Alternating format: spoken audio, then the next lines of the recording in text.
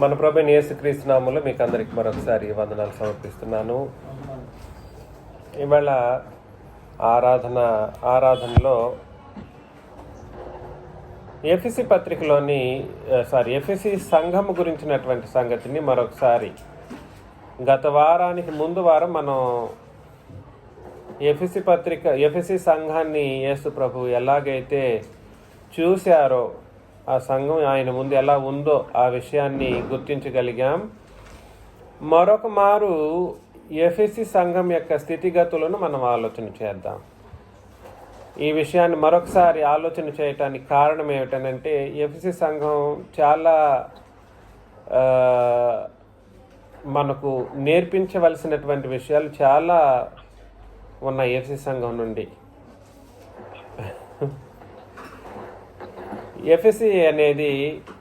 ఎఫెసీ పట్టణం ఆసియా ఖండం, మన ఖండమే. ఒక విషయం ఏమిటనంటే, ఆసియా ఖండం వాళ్ళు చాలా జ్ఞానవంతులు. అలాంటి జ్ఞానవంతమైనటువంటి ఖండం ఈ ఖండం ఎఫెసీలో ముఖ్యంగా జ్ఞానవంతులైనప్పటికీ వాళ్ళ యొక్క ఆలోచన విధానాలను మనం పరిశీలన చేసామనుకోండి, ఎఫెసీ ఖండం వాళ్ళ ఆలోచన విధానాలు, వాళ్ళు చెప్పిందే నిజమని బల్లగుద్ది ఎంతటికైనా దిగజారే అంతగా చెప్పగలరు. అంత దారుణంగా ఉంటారు ఈ ఎఫెసీ పట్టణంలోని మనుషులు. వాళ్ళు ఎలాంటి వాళ్ళు ఒక్కసారి చూసేసి సంఘం గురించి ఆలోచన చేద్దాం. కొరింథీయులకు రాసిన మొదటి పత్రిక 15వ అధ్యాయం.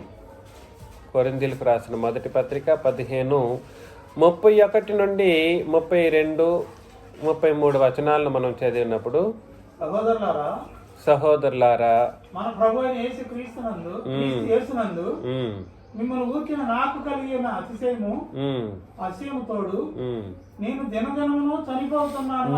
దినదినమును చనిపోతున్నానని చెప్పుదును. మనుష్య రీతిగా నేను ఎఫెసులో మృగములతో పోరాడిన ఎడల నాకు లాభమేమి? మృతులు లేపబడని ఎడల రేపు చనిపోవదుము గనక తిందుము త్రాగుదుము మోసపోకుడి. కాబట్టి ఎఫెసులో మనుషులు ఎలా ఉన్నారు అని అంటే, వాళ్ళు జ్ఞానవంతులే వాస్తవానికి, కానీ వాళ్ళ జ్ఞానం ఎలాంటి జ్ఞానం అని అంటే, ఎంత చెప్పినా నమ్మనటువంటి జ్ఞానం అన్నమాట. మృగాలు లాగా గట్టిగా ఏటికేస్తే కాటికేస్తే ఏటికి అంటారు చూడండి, అలాగ మాట్లాడే ఒక అజ్ఞానపు జ్ఞానం వాళ్ళది. అలాంటి వాళ్ళు నిజంగా మృగాల కంటే దారుణంగా ఉంటారు. వాళ్ళకి ప్రేమ, వాళ్ళకి గౌరవించే ఒక బుద్ధి, ఇలాంటి ఆలోచన ఖచ్చితంగా ఉండదు. అలాంటి ఒక జనాంగం అన్నమాట ఎఫెసీ సంఘం. కొలసి కూడా సరే, అదే దగ్గర ప్రాంతమే, కానీ ఈ కొలసి వాళ్ళు ఈ ఎఫెసీ వాళ్ళకి మించిపోలేదు. ఇద్దరు ఒకే టైప్ అన్నమాట. ఎట్లాంటి టైపో తెలుసా? అసలు దేవుడు అంటే నేను నమ్మని వాళ్ళు కొలసి వాళ్ళు. ఏ దేవుడిని నమ్మపో, ఎట్లాగా మీ దేవుడు అనేవాడు లేడు, పో ఇక మా దగ్గర నుండి అని పంపించేవాళ్ళు అనమాట వాళ్ళు. వీళ్ళు ఎట్లా అంటే, దేన్ని ఆలోచన చేసిన అజ్ఞానంతో ఏది మాట్లాడినా దానికి వ్యతిరేకమైనటువంటి ఆలోచన విధానాలతో మాట్లాడేటువంటి ఒక సంఘం అన్నమాట ఎఫెసీ సంఘం. అలాగ మృగాలతో పోరాడినట్లు పోరాడేవాడంటే ఎవరు? పౌలు గారు లాంటి వాళ్ళే మృగాలతో పోరాడినట్లుగా పోరాడే ఒక పరిస్థితి ఎక్కడుంది? ఎఫెసీ యొక్క బ్యాక్గ్రౌండ్ అదన్నమాట. కానీ అలాంటి ప్రదేశంలో కూడా సరే సత్యాన్ని చెప్పగలిగి సంఘాన్ని ఏర్పాటు చేయగలిగాడంటే అది సామాన్యమైన విషయం అంటారా? దానికి అనేకమైనటువంటి కృషి ఆయన చేశాడన్నమాట. ఆయన కృషి సామాన్యమైనటువంటి కృషి కాదు. చాలా కష్టంతో కూడినటువంటి విధానంలో సువార్తను తీసుకెళ్ళి అలాంటి ప్రదేశంలోనే ఏర్పాటు చేయాలి అని అతను ఏం చేశాడో ఒకసారి 18-19లో, అపోస్తల కార్యములు 18-19,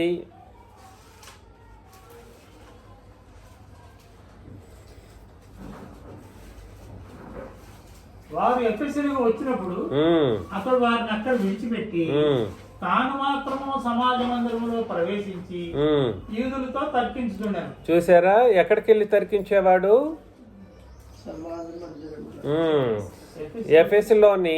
ఎఫెస్కి వచ్చినప్పుడు. అవునండి, అక్కడ కూడా యూదులు ఏం చేశారు?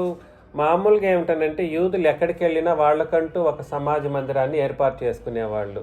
ఎక్కడికి వెళితే వాళ్ళకు ఒక దేవుని సమాజ మందిరం కట్టేసేయాలి. దానికి ఏ రాజు అడ్డు చెప్పకూడదండి. యూదులంటే ఇప్పటికీ కూడా యూదులనంటే ఒకలాంటి భయం, దేవుని ప్రజలు అనేటువంటి ఒక అజ్ఞానపు ఆలోచన విధానం ఇప్పటికీ ఉంది. ఇశ్రాయేల్ అని అంటేనే ఒక దేవుని ప్రజలు, వాళ్ళ దేవుడు ఒక ఆయన ఉన్నాడు అన్నట్లుగా మాట్లాడే పరిస్థితి నేటికి ఉంది. అదే విధానంలోనే ఎఫెసులో ఉన్న వాళ్ళు కూడా, ఎఫెసులో కూడా వీళ్ళు యూదులు ఉన్నారు. ఆ యూదులు ఏం చేశారని అంటే వాళ్ళకంటూ ఒక సమాజ మందిరాన్ని ఏర్పాటు చేసుకుని ప్రతి శనివారాల్లో వాళ్ళు వెళ్ళి ఏం చేసేవాళ్ళు? ఆరాధన చేసేవాళ్ళు. ప్రతి శనివారం ఏం చేస్తారు? ఆరాధన. ప్రతిరోజు ఎవరి పాపాల కొరకు వాళ్ళు బలులు అర్పించటం ఇప్పటికీ జరుగుతుంది. 2000 సంవత్సరాలకు ముందు యేసు ప్రభు ఆ నిబంధనను కొట్టివేశారు అనే విషయం తెలియచేసిన, అదేవిధంగా అలాంటి సమాజం ఇంక లేదు అని క్రొత్త నిబంధనలో బల్లగొద్దినట్లు పౌలు గారు చెప్పిన ఆ ఇశ్రాయేల్ జనాంగమే లేదు. వాళ్ళు కూడా యేసుక్రీస్తు శరీరం అందు ఏమయ్యారు? మృతులు అయిపోయారు. ఇంక ఇశ్రాయేల్ జనాంగం ఉన్నారా? వాళ్ళ ధర్మశాస్త్రాన్ని కొట్టివేసినప్పుడే వాళ్ళు కూడా ఏమైపోయారు? దేవుని లెక్కలో చనిపోయారు. అయినా అలాంటి విషయాన్ని గుర్తించుకుంటూనే వాళ్ళు సమాజ మందిరాలు ఏర్పాటు చేసుకున్నటువంటి పరిస్థితుల్లో ఎఫెసులో కూడా ఏర్పాటు చేసుకుని ఏం చేశారనంటే, ఎఫెసునకు వచ్చినప్పుడు అతడు వారిని అక్కడ విడిచిపెట్టి తాను మాత్రం సమాజ మందిరంలోనికి ప్రవేశించి యూదులతో ఏం చేశాడు? తర్కించేవాడు. వాదోపవాదాలు, తర్కం. అవునయ్యా, నిబంధన కొట్టివేశాడు, ఆ విషయం తెలుసా అంటాడనమాట. మీరు పాటిస్తున్నారు ఆరాధన ఈ సమాజ మందిరంలో కూర్చొని, ఈ సమాజ మందిరంలో మీరు కూర్చొని ఆరాధన చేస్తున్నారంటున్నారు కదా, ఆ సమాజ మందిరం ఇంక ఉండాల్సిన అవసరం లేదని అన్నాడు. మీరు ఆరాధన చేస్తున్నారే, మీ ఆరాధన తప్పు చెబితే ఎట్లుంటుంది పరిస్థితి? డైరెక్ట్గా ఎట్లా ఉంటుంది చెప్పండి? అదే 18, 12, 13 వచనాలు ఒకసారి మనం తెలిసింది ఇంతకుముందు 100 సార్లు చదివాం. అదే 18వ అధ్యాయం 12, 13 వచనంలో గల్లియో అకీకు అధిపతిగా ఉన్నప్పుడు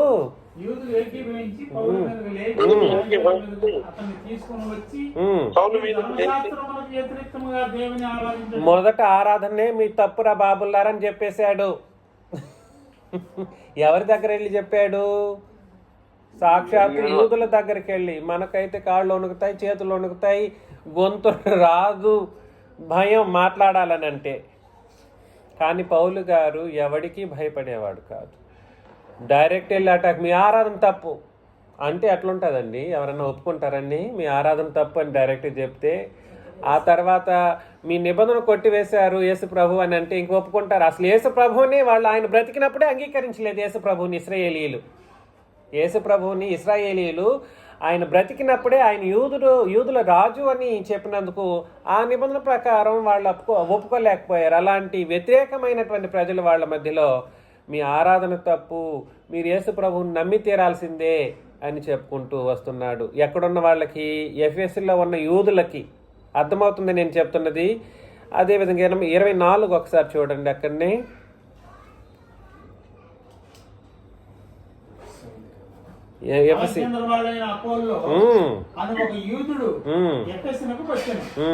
అతడు విద్వాంసుడును లేఖనముల యందు ప్రవీణుడై ఉండెను. అతడు ప్రభువు మార్గం విషయమై ఉపదేశం పొంది తన ఆత్మ యందు తీవ్రపడి యోహాను బాప్తిస్మము మాత్రమే తెలుసుకునే వాడైనను యేసును గూర్చిన సంగతులు వివరముగా చెప్పి బోధించుచు సమాజ మందిరంలో ధైర్యంగా మాట్లాడడం ఆరంభించారు. కాబట్టి సమాజ మందిరంలో ధైర్యంగా మాట్లాడడం అని అంటే అది అసాధారణమైన ఒక పని. సమాజ మందిరంలో నిలబడాలంటే ధర్మశాస్త్రం బాగా ఫింగర్ టిప్స్ అంటారు చూడండి, ఫింగర్ టిప్స్లో తెలియాలి. టక టక టక వచనాలు. ఏమన్నారు? నిష్ణాతుడు, విద్వాంసుడు. అక్కడే చెప్పాడు విద్వాంసుడు అన్నమాట. అంటే స్కాలర్ అన్నమాట. దేంట్లో స్కాలర్ అతను? లేఖనముల యందు విద్వాంసుడు, ప్రవీణుడు. అట్లాంటి ఒక జ్ఞానవంతమైనటువంటి వ్యక్తి ఏం చేశాడంటే ప్రభు మార్గం విషయమై ఉపదేశం పొంది, ఈ ప్రభు మార్గము ఈజ్ ఈక్వల్ టు క్రొత్త నిబంధన మార్గం, ఈ విషయమై ఉపదేశం పొంది తన ఆత్మయందు తీవ్రత పడ్డాడు. అర్థమవుతుందా? యోహాను బాప్తిసం మాత్రమే తెలుసుకున్న వాడైనను యేసును గూర్చిన సంగతులు వివరముగా చెప్పించుకొని బోధించుచు సమాజ మందిరంలో ధైర్యముగా అతను కూడా మాట్లాడడం ప్రారంభించాడు. ప్రిస్కిల్లా అకులయు విని అతన్ని చేర్చుకొని దేవుని మార్గం మరీ పూర్తిగా అతనికి ఏం చేశారు వీళ్ళు. కాబట్టి కుటుంబంగా కూర్చున్నప్పుడు ఈ ప్రిస్కిల్లా అకుల అనే వాళ్ళు ఒక జంట, వీళ్ళిద్దరు ఏం చేశారు, ఇంట్లో కూర్చోబెట్టుకునేసి నువ్వు ఎంత జ్ఞానవంతుడు, చాలా సంతోషం, ఇలాంటి వాళ్ళకు మేము చెప్పడం ఎంత భాగ్యం అనుకొని క్రొత్త నిబంధన మార్గాన్ని బాగా బాగా అంటే ఎంత మరీ పూర్తిగా అతనికి విషదపరిచారని అంటే మొదటి శతాబ్దపు కుటుంబం, ఎఫెసులో ఉన్నటువంటి కుటుంబం అయినటువంటి ఆ సంఘము ఎవరు వాళ్ళు, అకుల ప్రిస్కిల్లా, అద్భుతమైనటువంటి కుటుంబం ఎఫెసులోనే ఉంది. అర్థమవుతుంది కదండి. వాళ్ళు ఏం చేశారని అంటే బాగా వాక్యం తెలుసుకున్న వాళ్ళు ఆ కుటుంబం. అంటే స్త్రీ పురుషులు ఇద్దరూ కూడా సరే వాక్యం నేర్చుకోవడం అనేది తెలియాలి. అందుకోసమే క్రొత్త నిబంధన బోధ సరిగ్గా వెంటబడకుండా మనం అర్థం చేసుకోకుండా బాప్తిసం అనేది ఇవ్వకూడదు అనేది, పూర్తిగా విశదపరచబడిన తర్వాతనే ఏం చేయాలి, బాప్తిసం అనేది తీసుకోవాలి. ఒక్కొక్క ఇన్స్టెంట్ బాప్తిస్మాలు కొన్ని సందర్భాల్లో జరిగాయి. అది దానికి సంబంధించినటువంటి విధానంలో పరిశుద్ధాత్ముడు చెప్పాడు. ఇన్స్టెంట్గా ఎప్పుడు ఇవ్వాలో ఎప్పుడు ఇవ్వకూడదో చెప్పింది ఎవరు? మీరు నపుంసకుడి విషయం ఆలోచన చేసినప్పుడు కూడా నపుంసకుడేమి తెలియనోడేం కాదు, అర్థమవుతుంది నేను చెప్పేది. అయినా కూడా ఫిలిప్కి ఆజ్ఞాపించింది ఎవరు అక్కడ? పరిశుద్ధాత్ముడు. ఆయన ఆజ్ఞాపించిన తర్వాత నేను ఇవ్వనంటే కుదురుతుందండి? చాలా తప్పు. అందుకని ఇన్స్టెంట్ బాప్తిస్మాలు ఎక్కడ తీసుకున్నా కూడా సరే పరిశుద్ధాత్ముడు నువ్వు ఇచ్చేసి అని చెప్పినప్పుడు ఆయనకు తెలుస్తుంది కదండి ఎవరికి మనస్తత్వం ఏమిటని చెప్పేసి ఆ మనస్తత్వాన్ని బట్టి బాప్తిస్మాలు ఇవ్వడం అనేది జరిగింది. కానీ పరిశుద్ధాత్మ అది గుర్తించగలుగుతాడు. ఇప్పుడు అట్లాంటి పరిస్థితులు లేవు. ఆ పరిశుద్ధాత్ముడు మనకు ఏం చేసేసాడంటే క్రొత్త నిబంధన మన మధ్యలో పెట్టేశాడు. ఈ విషయాలు తెలియకుండా బాప్తిసం ఇవ్వటానికి లేదు. మరలా అకయ్యకు పోదలిచినప్పుడు సహోదరులు ప్రోత్సాహపరచు అక్కడ శిష్యులకు వ్రాసిరి.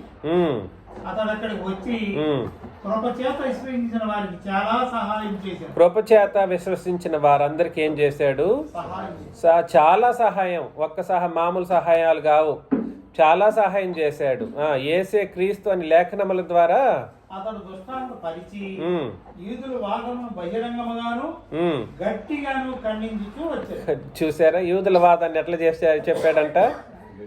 బహిరంగంగా చెప్పాడు. తప్పు మీది, నాకు తెలుసు, నేను కూడా మీరు ఎలాగైతే నిష్ణాతులు అంతకంటే ఎక్కువ నిష్ణాతుడిని అని.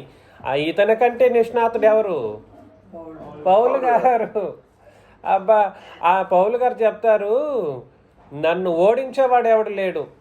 దేంట్లో? ధర్మశాస్త్ర విషయంలో నాలో తప్పు చూపదాగిన వాడు ఒక్కడు కూడా లేడని ధైర్యంగా చెప్పగలిగాడు. నేను ధర్మశాస్త్రం విషయంలో అనింద్యుడును నీతిమంతుడిని అని అంటాడు. అంటే అంత స్ట్రాంగెస్ట్ అన్నమాట. ఇతను నిష్ణాతుడే, వచనాలు చెప్పే విషయంలో చెప్పేయగలడు. ఇంతటి పరిస్థితుల్లో ఎఫెసులో కార్యక్రమం జరుగుతూ ఉంది. ఇదంతా ఎక్కడ జరుగుతుంది?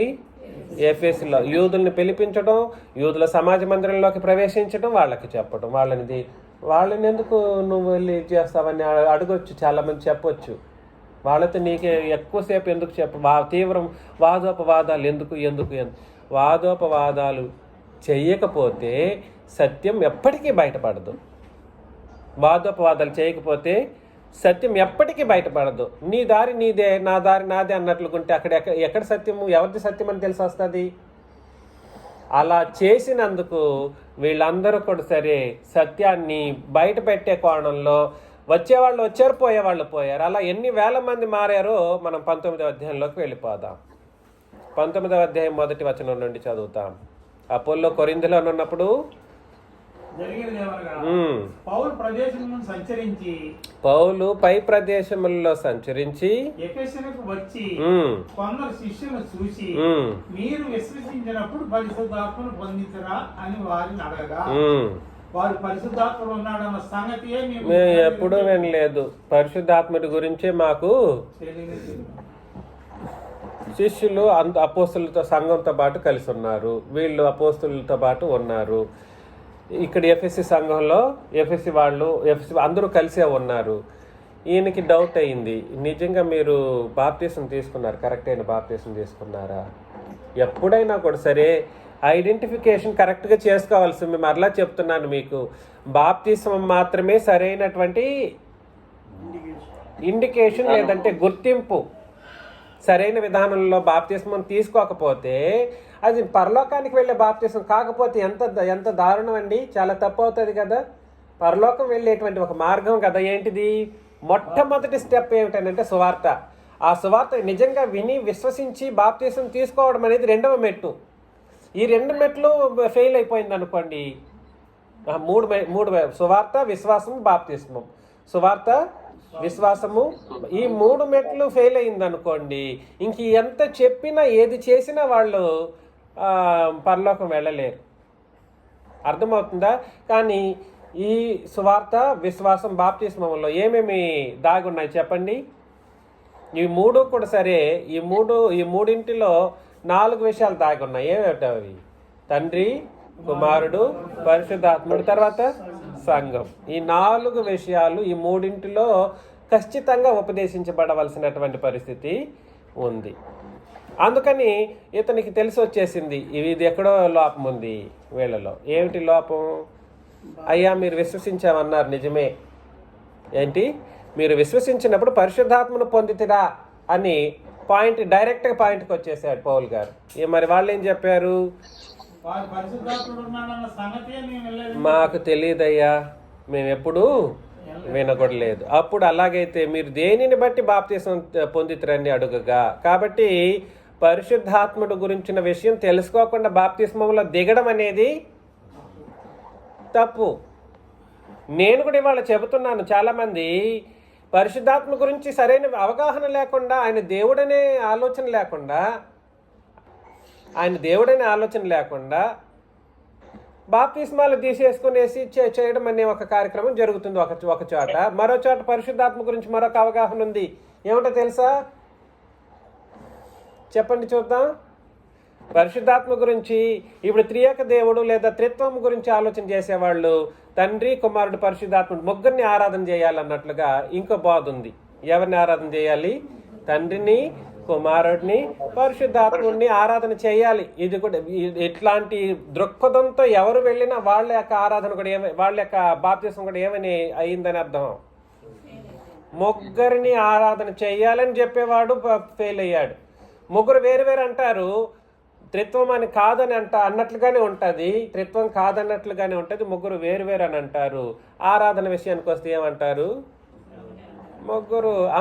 ముగ్గురికి ఆరాధన చేయాలి అని.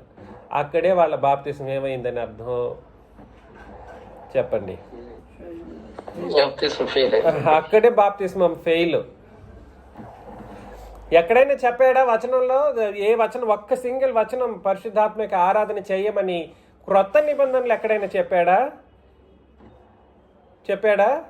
ఎక్కడ చెప్పలేదు. మీరు ధైర్యంగా చెప్పొచ్చు. ఎక్కడ ఒక్కంత చిన్న తిరిగి దాంట్లో ముడి పెట్టడానికి అట్లా ప్రయత్నం చేస్తారు. అట్లా ప్రయత్నం చేయడానికి కూడా లేని విధానంలోనే రాసి పెట్టేశాడు క్రొత్త నిబంధనలో.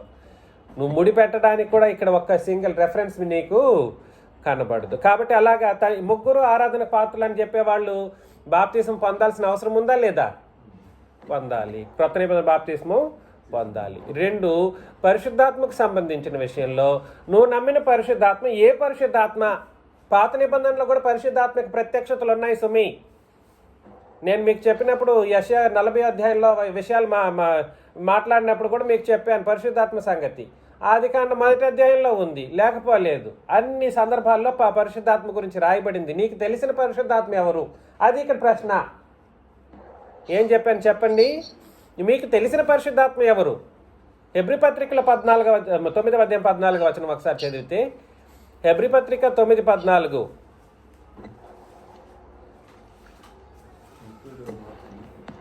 నిత్యుడకు ఆత్మ ద్వారా తను తాను దేవునికి నిర్దోషిగా అర్పించుకున్న క్రీస్తు యొక్క రక్తము నిర్జీవ క్రియలను విడిచి. కాబట్టి యేసు ప్రభు ఎవరి ద్వారా సమర్పించుకున్నాడు తండ్రికి?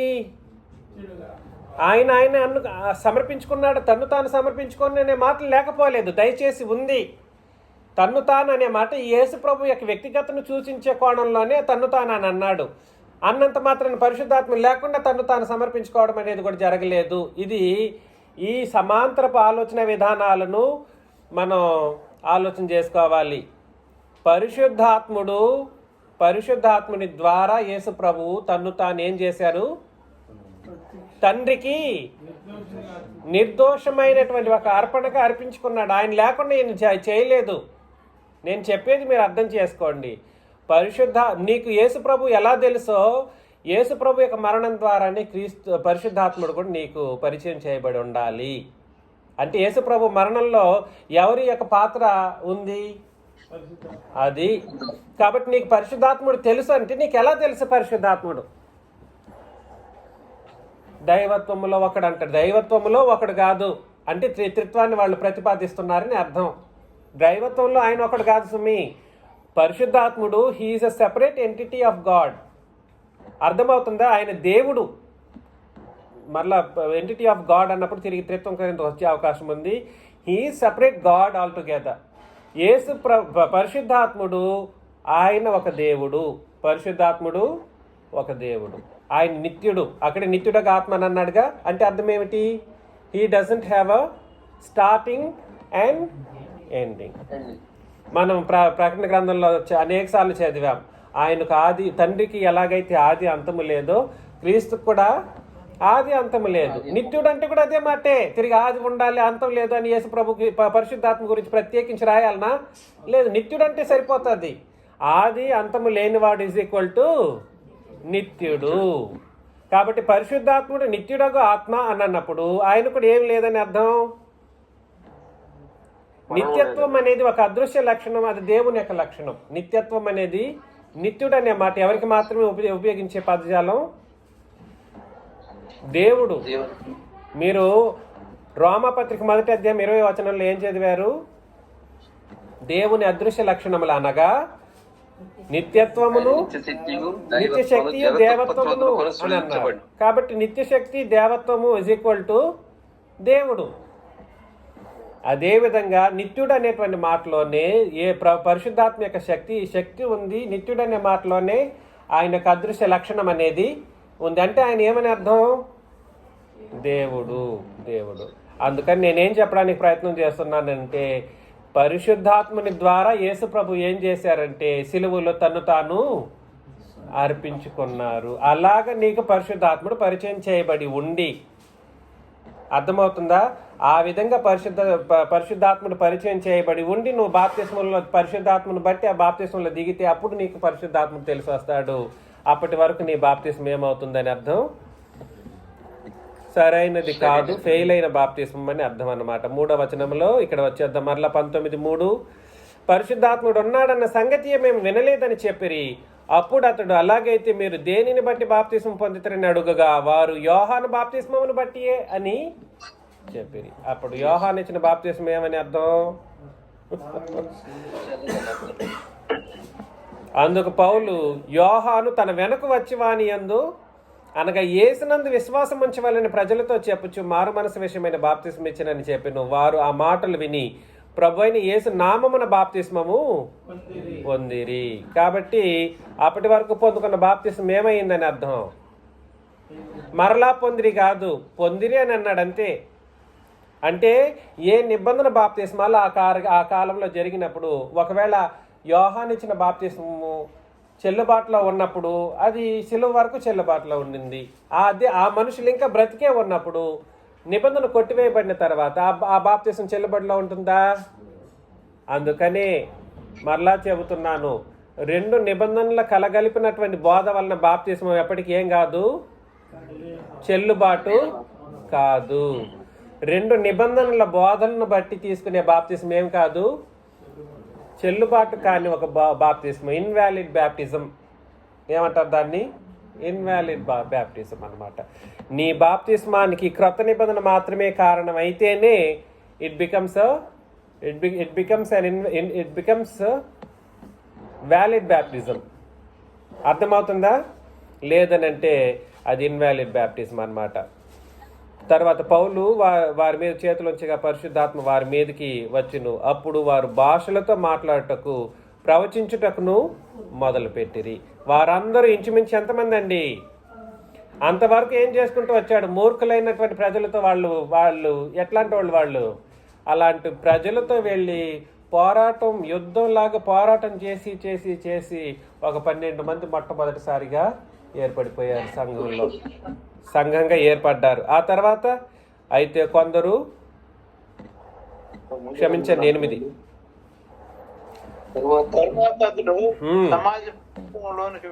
మరలా అక్కడికి వెళ్ళడం, కొంతమందిని తీసుకురావడం, బాప్తిస్మం ఇవ్వడం. తర్వాత మరలా అతడు సమాజ మందిరంలోనికి వెళ్ళి ప్రసంగించుచు దేవుని రాజ్యమును గురించి తర్కించుచు ఒప్పించుచు చూసారా? అందుకని నేను చెప్తున్నా, మనం కూడా ఏదైనా ఒక ప్రదేశాన్ని ప్లాన్ చేసామనుకోండి, ఆ ప్రదేశంలో తిష్ట వేయడం మంచిది. ఆ ప్రదేశంలో తిష్ట వేసామనుకోండి, ఒక సక్సెస్ఫుల్ సంఘం అనేది మనం కూడా ఏర్పాటు చేయొచ్చు. కాకపోతే తర్కం అనేది జరగకుండా కుదరదు. నేను మరలా చెప్తున్నా, తర్కము ఎందుకు? మనకు ఎందుకు తర్కం అంటారు? మనకు ఎందుకు తర్కం అంటారు? తర్కం ఉండకుండా ఎట్లా జరుగుతుంది? దేవుని యొక్క ఉపదేశం, క్రొత్త నిబంధన సత్యాన్ని చెబుతూ ఉన్నప్పుడు తర్కం లేకుండా ఉండదండి. ఎవరు ఒప్పుకోరు అంత సులభంగా. ఆ మాటకు వస్తే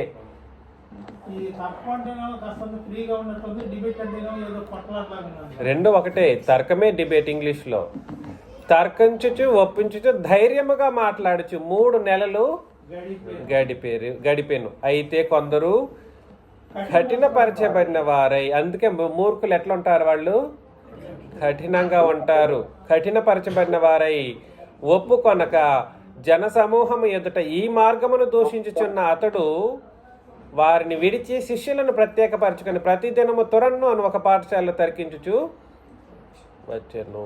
తప్పు చదివానా? ఈ మార్గమును దూషించుచున్నందున అతడు వారిని విడిచి శిష్యులను ప్రత్యేకపరచుకొని ప్రతిదినము తురన్న అను పాఠశాలలో తర్కించుతూ వచ్చాను. చూడండి, ఒక మాట ఇక్కడ బాగా అర్థం చేసుకోవాల్సిన ఒక పరిస్థితి ఉందండి. కొంతమంది విన్నట్లుగా అవసరమైతే తర్కించే కోణంలో ఉంటారు, కానీ డైరెక్ట్గా దూషిస్తారు. చూడండి, వాళ్ళని విడిచిపెట్టడం మంచిది. తర్కించే వాళ్ళతో మనం తర్కించవచ్చు. ఇవాళ కాకపోయినా రేపు మారతారు, రేపు మారకపోయినా ఎల్లుండి మారతారు, 1 నెల తర్వాత మారతారు అని తర్కించే వాళ్ళ దగ్గర మనం ఖచ్చితంగా సామరస్యంగా మనం వాళ్ళతో మాట్లాడడం మంచిది. డైరెక్ట్గా ఈ క్రొత్త నిబంధన మార్గాన్ని దూషించే వాళ్ళు ఉంటారు. చూడండి ఏం చేస్తారు? ఈ మార్గం తప్పు మార్గం అని డైరెక్ట్గా తప్పుడు విధానాల్లో మాట్లాడేటువంటి వాళ్ళని విడిచిపెట్టడం మంచిది. పౌలు గారు అదే పని చేశారు. అంతే. They won't come, neither will they accept the others to come over. వేరే వాళ్ళని రానివ్వడం అనేది జరగదు. అలా డైరెక్ట్ దూషించే వాళ్ళని మనం కూడా సరే, మనం చెబుతాం, వాళ్ళు కూడా ప్రతి ఒక్కరికి చెప్పాల్సిందే. కానీ డైరెక్ట్ దోషంలోకి దిగే వాళ్ళని విడిచిపెట్టడం మంచిది. కానీ అంత మాత్రాన తర్కించడం కోసం సిద్ధంగా ఉంటారు. చూడండి, వాళ్ళకి ఎంతసేపు అయినా మనం ఎన్నిసార్లు అయినా చెప్పడంలో తప్పు లేదు. అలాగా ఆయన ఏం చేశారంటే, పౌలు గారు ఆ మార్గాన్ని దూషించే వాళ్ళని ఏం చేశారంటే విడిచిపెట్టేశారు. శిష్యులను సెపరేట్ చేసుకున్నాడు, ప్రత్యేకపరచుకొని ప్రతి దినము తురన్ను అను ఒకని పాఠశాలలో తర్కించుచు వచ్చింది.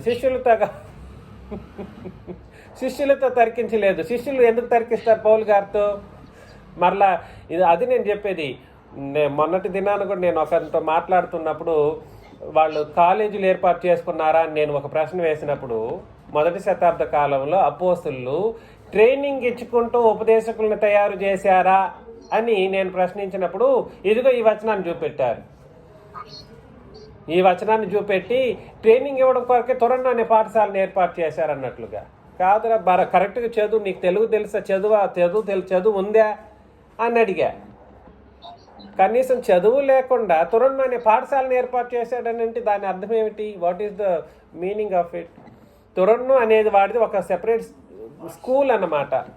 ఆ స్కూల్లో అతను తురన్ అనేవాడు అసలు సంగతి వ్యక్తే కాదు.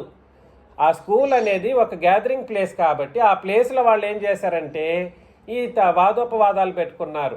తర్కము, ట్రైనింగ్ కాదు. ట్రైనింగ్ ఏమిటి? Training is different than the debate. Training is different than the debate. అది కూడా శిష్యులను ఏర్పాటు చేసుకొని అని అన్నప్పుడు శిష్యులను ప్రత్యేకపరుచుకొని ప్రతిదినము తురన్ను ఒకని పాఠశాలలో శిష్యులతో తరికిస్తూ ఉన్నాడు. శిష్యులు ఎందుకు అవుతారు తరికించే వాళ్ళైతే? ఈ వ్యత్యాసం కూడా గుర్తించలేకుండా అజ్ఞానంగా ఇవాళటికి అదే ఏమంటారు మృగాలు అంటారు చూడండి, ఆ మృగభరితమైనటువంటి ఆలోచన విధానాలతో నేటికి క్రీస్తు సంఘం అని చెప్పుకుంటూ బోధకులుగా ఉన్న వాళ్ళని నేను కోకొల్లలు చూస్తూనే వస్తూ ఉన్నాను. అర్థం చేసుకోండి, తురన్ను అనేది ఒకటి పాఠశాల మాత్రమే. అది ట్రైనింగ్ ఇచ్చే ప్రదేశం కాదు. ఆ ప్రదేశంలో ఏం చేసేవారు పౌలు గారు అని అంటే ఏం చేసేవారు? శిష్యుల్ని తన పక్కన పెట్టుకునేవాళ్ళు. అక్కడ యూదులు ఉంటారు చూడండి, ఆ యూదుల్ని తీసుకెళ్ళి తర్కించి వాళ్ళని ఒప్పించే కోణంలో వాళ్ళతో తర్కించేవారు అన్నమాట. అట్లా ఎన్ని సంవత్సరాలు చేశారు? 2 ఏండ్ల వరకు ఇలాగూ జరిగిన గనుక యూదులేమి గ్రీసు దేశస్థులేమి ఆసియాలో కాపురమున్న వారందరూ ప్రభు వాక్యము విన్నారన్నాడు. వచ్చేసారని చెప్పలేదు, మళ్ళా అది కరెక్ట్గా అర్థం చేసుకోండి. 2 ఏండ్ల వరకు ఇలాగున జరిగినందుకు యూదులేమి గ్రీసు దేశస్థులేమి ఆసియాలో కాపురమున్న వారందరూ ప్రభువాక్యం వినే అవకాశం దొరికిందన్నమాట. తర్కాల వలన ఏం జరుగుతుంది? అవునండి ఖచ్చితంగా జరుగుతుంది. ఇవాళ కాదు, ఎప్పటికైనా అది ఒకటే ఫార్మాట్ అనమాట. The format will not change for any time or anybody. It continues to go on. 11 మరియు దేవుడు పౌలు చేత విశేషమైన అద్భుతములను చేయించెను. అతని శరీరమునకు తగిలిన చేతి గొడ్డయైనను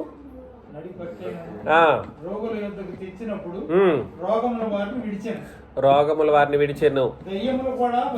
దయ్యాలు కూడా వదిలిపోతాయి. చూడండి, దేశ సంచారులు మాంత్రికులైన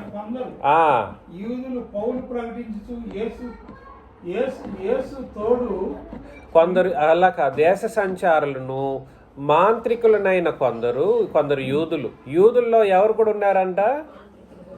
అబ్బో,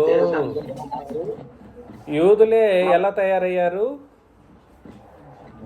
మాంత్రికుల్లాగా కూడా ఉన్నారు యూదుల్లో. నిజంగా అండి, యూదుల్లాంటి మనుషులు ఎవరు ఉండరు. అంత దారుణం అన్నమాట.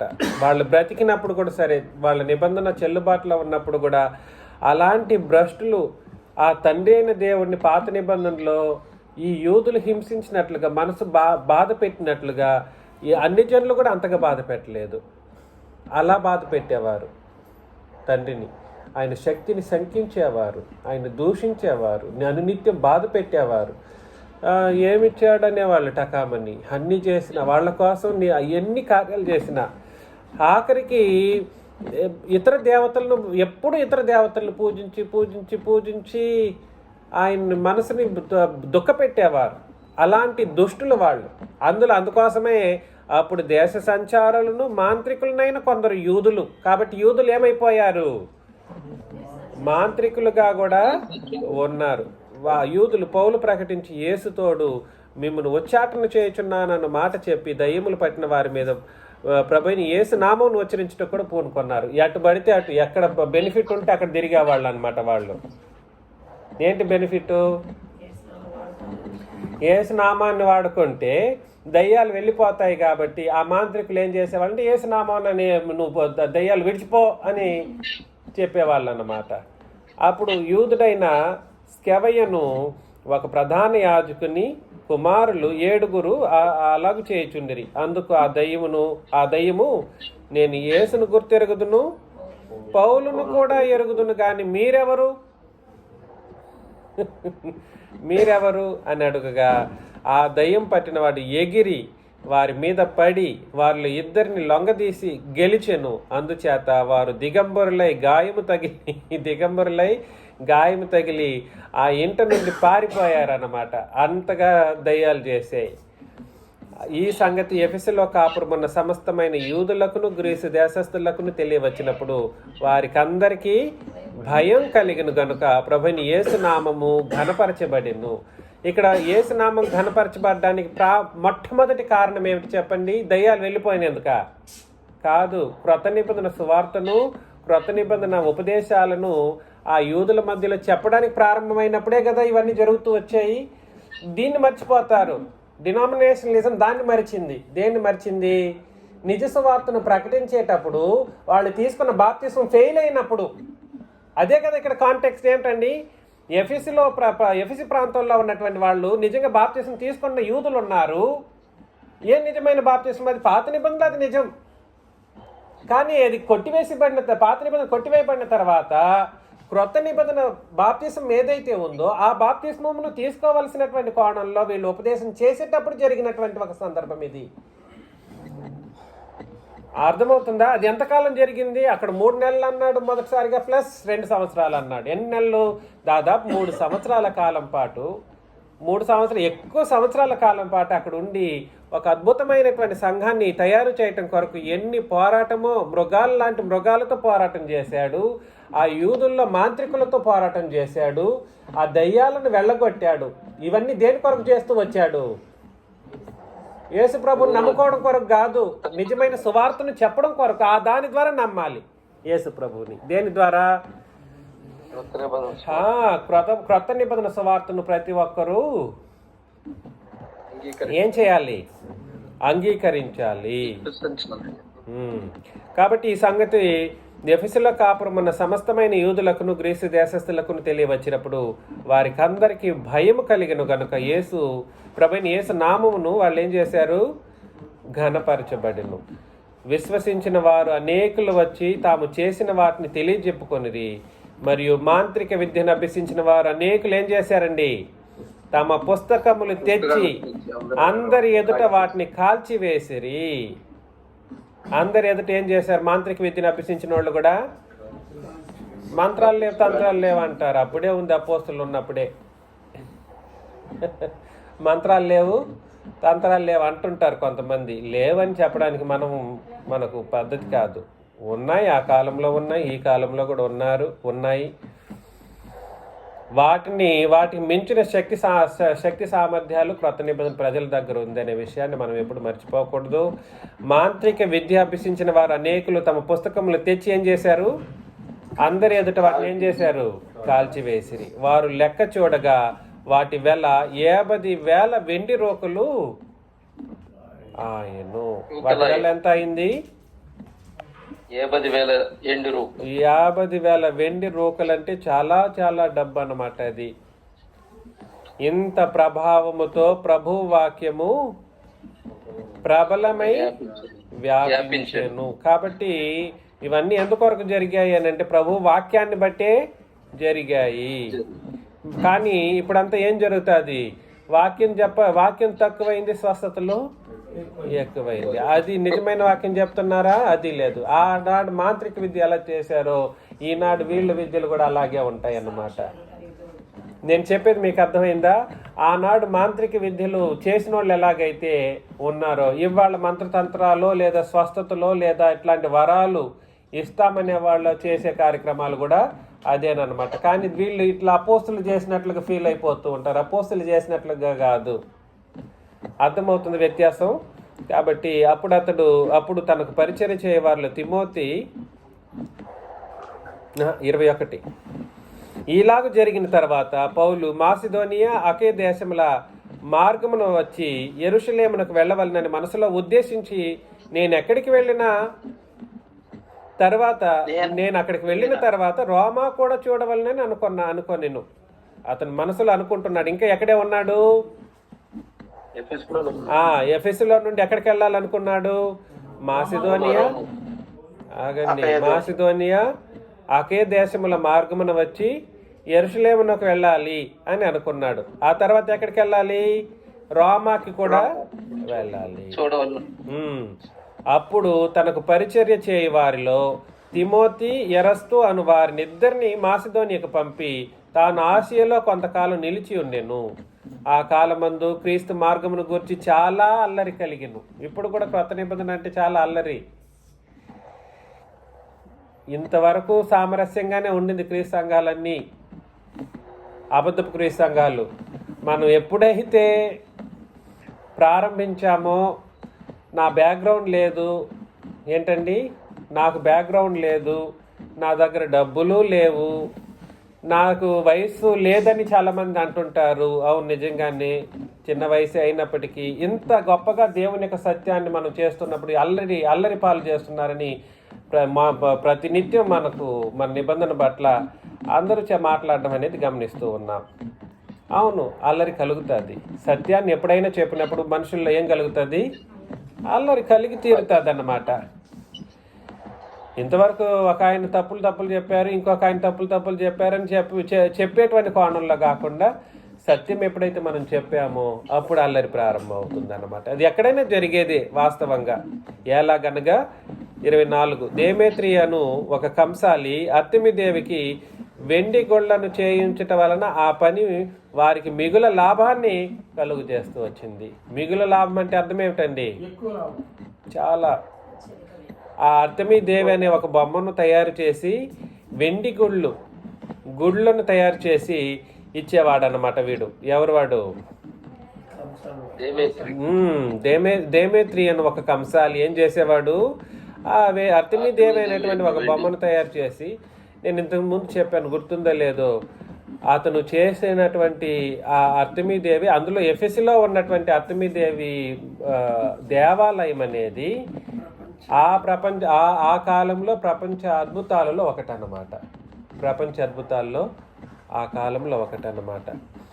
వెండి గొళ్లను చేయించటం వలన ఆ పని వారికి మిగుల లాభం కలుగజేయచ్చు. నేను అతడు వారిని అట్టి పని చేయు ఇతరులను గుంపుకొచ్చి, అయ్యలారా, ఈ పని వలన మనకు జీవనము బహుబాగుగా జరుగుచున్నది. మ్యూట్లో పెట్టండి మరియదాస్ గారు, చాలా సౌండ్ డిస్టర్బెన్స్ ఉంది.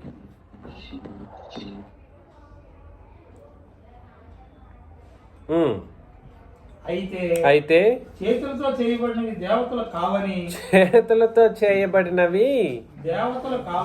దేవతలు కావని ఈ పౌలు చెప్పి ఎఫెసులో మాత్రమే కాదు, దాదాపు ఆసియా అంతటా బహుజనమును ఒప్పించేశాడు. తిప్పి కూడా తిప్పేశాడు. చేతులతో చేయబడిన దేవతలు కావు. సువార్తలో దేవత్వానికి సంబంధించిన విషయం చెప్పేటప్పుడు తండ్రి, కుమార, పరిశుద్ధాత్మ ఈ ముగ్గురికి సంబంధించిన సంగతిని తెలియచేయక తప్పదు. అదేవిధంగా ఆ సువార్త చెప్పేటప్పుడు అంతకుముందు ఆ మనుషుల యొక్క విశ్వాసపు స్థితిగతులను మనం అర్థం చేసుకోకుండా ఉపదేశం చేయకూడదు. ఏం చెప్పాను చెప్పండి? వాళ్ళ యొక్క ప్రీవియస్ విశ్వాసం ఏమై ఉందో దాన్ని కనుక్కోకుండానే మనమే చెప్పేయాల్సింది చెప్పుకుంటూ పోకూడదు. వాళ్ళు దేన్ని నమ్మారో మనం తెలుసుకోవాలి. ఇది సువార్త చెప్పే వాళ్ళకి ప్రథమంగా తెలియవలసిన అత్యంత ప్రాముఖ్యమైనటువంటి విషయం. వాళ్ళ విశ్వాసం ఏమిటి, వాళ్ళ స్థితి ఏమిటి, అది గుర్తించిన తర్వాతనే సువార్త ఏ కోణంలో తీసుకెళ్ళాలి. ఏం లేదు, అన్ని కోణంలోనే తండ్రి క్రీస్తు మరణ సమాధి పునరుత్థానాన్ని తీసుకెళ్ళి చెప్పడం అనేది కాదు. అపోస్తులు ఎప్పుడైనా కూడా సరే సువార్తనే చెప్పారు, కానీ అక్కడ వాళ్ళ బ్యాక్గ్రౌండ్ని బట్టి ఆ సువార్తను కలుపుకుంటూ వచ్చారనమాట. యూదుల దగ్గరికి వెళ్ళారనుకోండి, వాళ్ళ ధర్మశాస్త్రాన్ని తప్పు అని చెప్పుకుంటూనే సువార్త చెప్పేవారు. మీకు వేరొక దేవుడు, వేరొక పురుషుడు వచ్చాడు అని చెప్పేవారు. ఎవరిని కనెక్ట్ చేసేవాళ్ళు?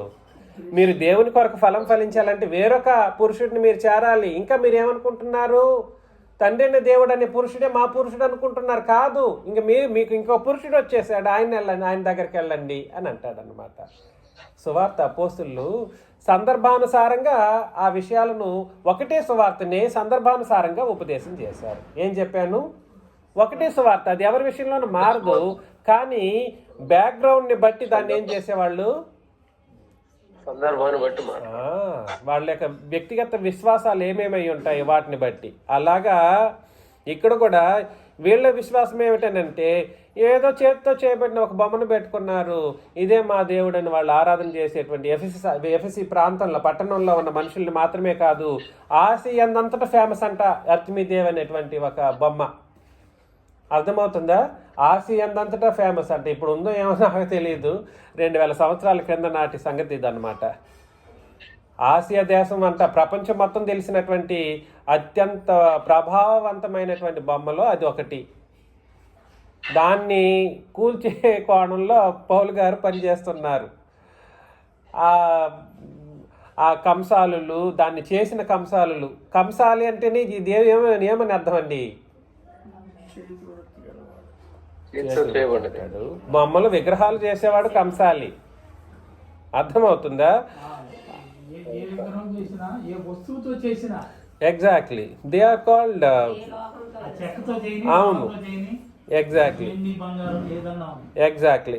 కాకపోతే పాయింట్ చెప్పేశారు. వాళ్ళకి ఏం అర్థమైందంటే ఇది పౌలు గారు చెప్పిన విషయం కాదు, అర్థమైన సంగతి 26. ఎవరికి అర్థమైంది? అక్కడున్న వాడు దెమేత్రియకి అర్థమైంది, వాడికి అర్థమైపోయింది. ఏమని?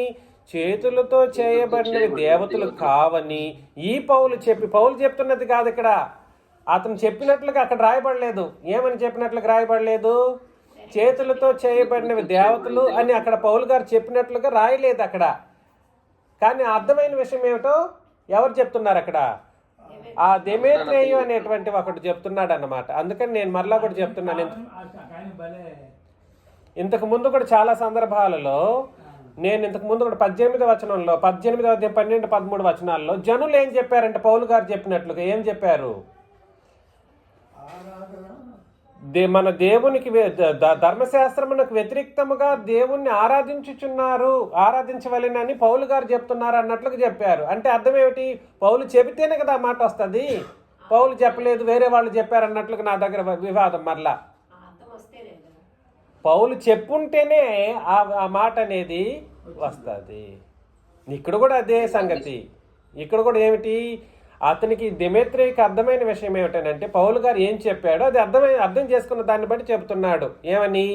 చేతులతో చేయబడినవి దేవతలు కావని ఈ పౌలు చెప్పి ఎఫెసులో మాత్రం కాదు, దాదాపు ఆసియా అంతటా బహు జనమును ఒప్పించేశాడంట. త్రిప్పి ఉన్న సంగతి మీరు చూచి విని ఉన్నారు. మరియు ఈ మన వృత్తి యందు లక్ష్యము తప్పిపోవటేగాక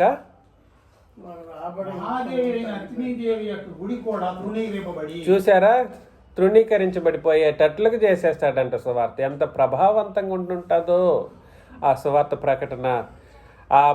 అంటే అంత ఫేమస్, వరల్డ్లోనే ఒక వండర్ అన్నమాట. దాన్ని అదే తృణీకరింపబడేటువంటి పరిస్థితుల్లో ఉపదేశం చేశాడు. ఆసియందంతటను భూలోకమందును, చూసారా, ఆసియందంతటను భూలోకమందును పూజింపబడుచున్న ఈమె యొక్క గొప్పతనం తొలగిపోవునని భయము తోచుచున్నదని వారితో చెప్పాడు. వారు విని రౌద్రముతో నిండిన వారై ఎఫెసీయుల అర్తమీదేవి మహాదేవి అని కేకలు వేసిరి. అక్కడ దేవి లేదు, గీవి లేదు. వాస్తవానికి ఒకటి అసలు ఏమీ లేని దానికి ఒక రూపాన్ని ఇస్తారు. అది దేవి అంటారు, దేవత అంటాడు.